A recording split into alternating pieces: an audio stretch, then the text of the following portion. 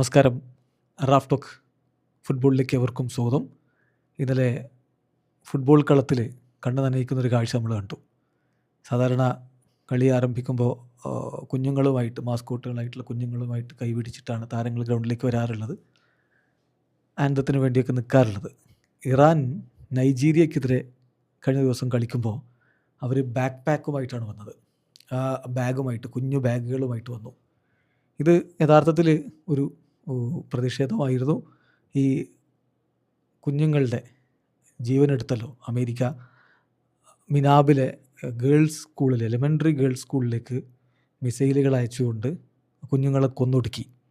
വാർ ക്രൈമാണ്, സംശയമൊന്നുമില്ല. 170 കുഞ്ഞുങ്ങൾ, അവരുടെ ടീച്ചേഴ്സ് എല്ലാം അവിടെ മരണപ്പെട്ടു. ഈ ഇറാൻ US ഇസ്രായേൽ സംഘർഷത്തിൻ്റെ ആദ്യ ദിവസങ്ങളിലാണ് ഇത്തരത്തിലുള്ള പൈശാചികമായിട്ടുള്ളൊരു പ്രവൃത്തി കുഞ്ഞു പെൺകുട്ടികൾ പഠിക്കുന്ന സ്കൂളിലേക്ക് മിസൈൽ അയച്ചുകൊണ്ട് US ചെയ്തത്. അത് പിന്നീട് ഇപ്പോൾ അതിനെക്കുറിച്ച് ഇൻവെസ്റ്റിഗേഷനിലാണ് എന്നൊക്കെയാണ് US മിലിറ്ററി പറയുന്നത്. എന്നാൽ അവരുടെ പ്രസിഡൻറ്റ് പരിഹാസ്യമായിട്ടുള്ള ഒരു ക്ലെയിമുമായിട്ട് വന്നു, അത് ഇറാൻ തന്നെ ചെയ്തതാണ് എന്നൊക്കെ പറഞ്ഞു. ഏതായാലും കഴിഞ്ഞ ദിവസം UN അതിനെക്കുറിച്ചുള്ള ഇൻവെസ്റ്റിഗേഷൻ പുറത്തുവിടണമെന്ന് US ആവശ്യപ്പെടുന്ന കാഴ്ചയൊക്കെ കണ്ടു.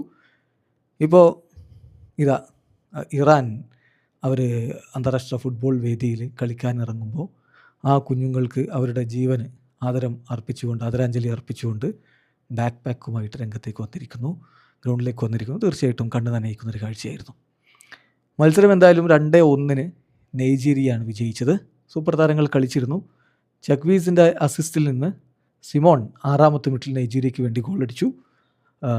അതിനുശേഷം 51ാമത്തെ മിനിറ്റിൽ ലുക്മാൻ്റെ അസിസ്റ്റിൽ നിന്ന് ആഡംസിൻ്റെ ഗോൾ വന്നു. 2-0 നൈജീരിയ മുന്നിൽ.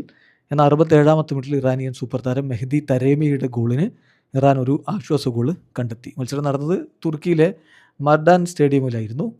എന്തായാലും 2-1 വിജയം നൈജീരിയ സ്വന്തമാക്കി. പക്ഷേ കളിയുടെ റിസൾട്ടിനപ്പുറം മാനവികതയുടെ ചോദ്യങ്ങൾ ഉയർത്തിക്കൊണ്ടാണ് ഈ മത്സരം അവസാനിച്ചത് എന്നത് പറയാതെ വയ്യ. വീഡിയോ അവസാനിക്കുന്നു. ഫുട്ബോൾ ലോകത്തെ കൂടുതൽ വിശേഷങ്ങളുമായി റാഫ് ടോക്സ് എത്താം.